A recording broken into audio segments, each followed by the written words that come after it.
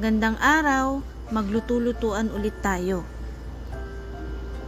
Ang aking lulutuin ngayon ay pork caldereta.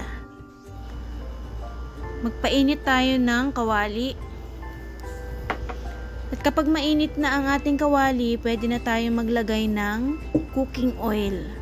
Ang ginamit ko dito ay canola oil. Depende sa inyo kung anong gusto nyo gamitin. Pwede na nating igisa ang bawang. Yung iba, onion ang inuuna. Mas preferred ko ang garlic. Kapag medyo mapula na, lagay na natin yung onion.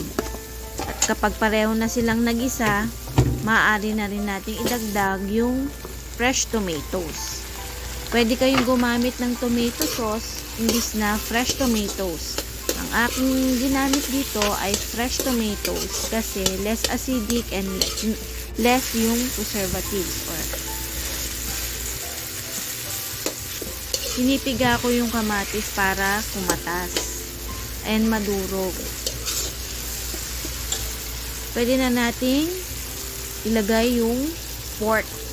Yung marinated pork ay merong soy sauce, ground pepper, garlic powder, and calamansi. Depende sa inyo kung may gusto kayong idagdag sa imamarinate yung pork.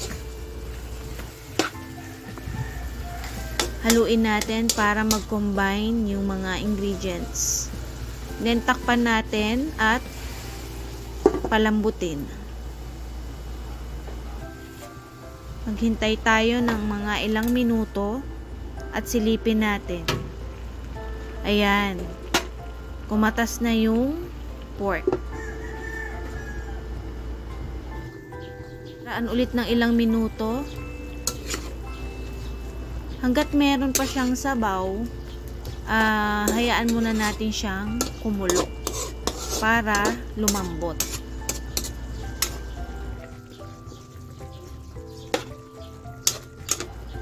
Takpan ulit natin at hayaan nating lumambot.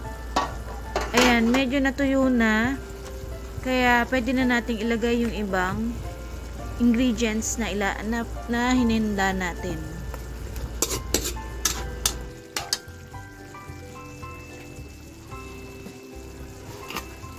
Lalagyan ko nga to ng liver spread.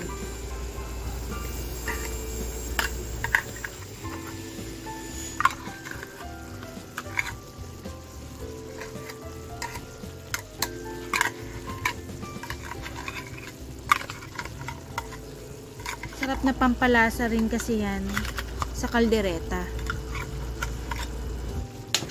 Depende pa rin sa inyo kung medyo bawal kayo dahil mataas ang uric acid, pwedeng wag na lang naman din lagyan.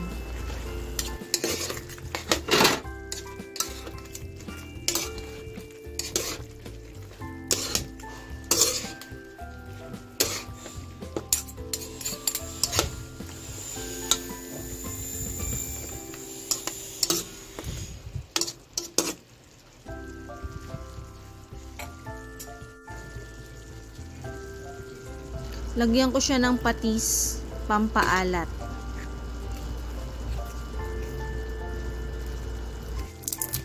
Dagdagan na rin natin ng bay leaves o laurel. Isang dahon lang nilalagay ko kasi hindi nila type yung masyadong malaurel na pagkain. Nilagay ko na rin yung bell pepper na hiniwa ko. Pwede na rin ilagay yung patatas at carrots na in-slice. Kasabay na siyang lalambot ng karne. Hindi ko siya piniprito na kasi mag-a-absorb pa siya ng oil. Kaya laging sinasama ko na lang siya mismo dun sa pagkulo ng pinalalambutang karne. Sabawan natin ng konti. Nilagyan ko ng tubig yung pinaglagyan ng liver spread para masimot yung naiwang mga lasa. Lagyan ko na rin ng piniga kong kalamansi. Yung kalamansi kasi pantanggal din yun ng lansa. Saka pang level ng mga lasa.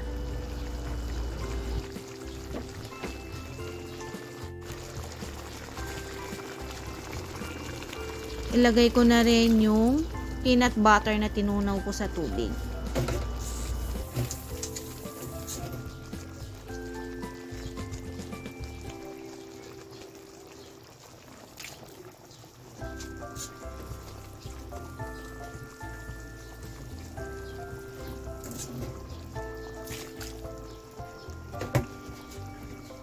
Dinagdagan ko lang din yan ng tubig para palambutan pang maigi yung karne at saka yung carrots at patatas.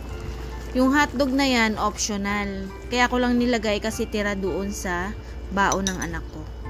Then, naglagay ako ng pickles, tsaka ng anato powder or ng atsuete powder. Pampakulay kasi yun. Ayan. Maganda na yung kulay niya. Hindi overpower yung anato powder.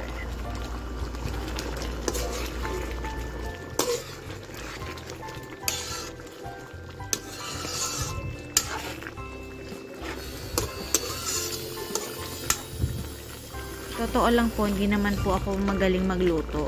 Siyempre, sa tanda kong to, talaga pong kahit papano natuto na rin. Sa nanay ko, sa tatay ko, sa ate ko. Kaya, thank you Lord at marunong tayong magluto kahit papaano.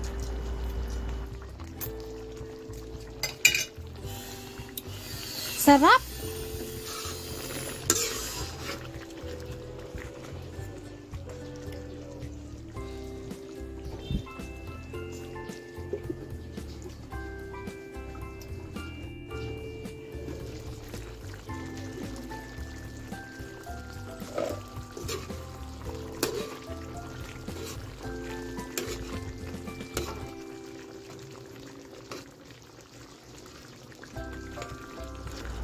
Yung iba, pinatutuyo pa yung sauce kasi masarap din yun yung nagmamantika.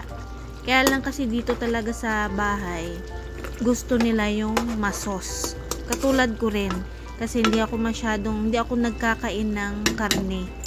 Kinukuha ko lang yung sauce, then kung may patatas or carrots, yun ang inuulam ko. 2014 nung nagkaroon ako ng GERD, simula nun, lahat ng bawal iniwasan ko. Tama na nga dun yung karne, soft drinks at anong pang inumin na may kulay. Pero masaya ako na magluto para sa pamilya ko. Sana magustuhan nila. Happy eating everyone!